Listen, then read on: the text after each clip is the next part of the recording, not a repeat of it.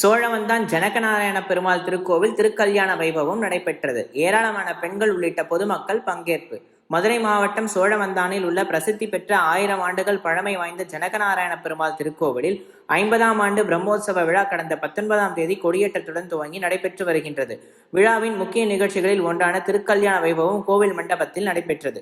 திருக்கல்யாண வைபவத்தை முன்னிட்டு திரளான பெண்கள் சீர்வரிசை பொருட்களுடன் ஜனகநாராயண பெருமாள் திருக்கோவிலுக்கு ஊர்வலமாக வந்தனர். இதனை அடுத்து மங்கள வாத்தியங்கள் முழங்க சிறப்பு பூஜைகள் துவங்கி நடைபெற்றது. பின்னர் வேத மந்திரங்கள் முழங்க ஸ்ரீதேவி பூமிதேவி சமேத ஸ்ரீ ஜனகநாராயண பெருமாள் திருமண வைபவத்தை அர்ச்சகர் பார்த்தசாரதி வட்டர் குழுவினர் நடத்தி வைத்தனர்.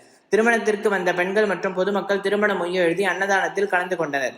நண்பர்கள் சார்பில் அன்னதானம் வழங்கப்பட்டது. இந்த விழாவில் சோழவந்தான் மற்றும் அதன் அருகில் உள்ள கிராமங்களை சேர்ந்த ஏராளமான பொதுமக்கள் கலந்து கொண்டனர். திருக்கல்யாண விழா ஏற்பாடுகளை செயல் அலுவலர் தாரணி கணக்கர் முரளிதரன் மற்றும் பணியாளர்கள் செய்திருந்தனர்.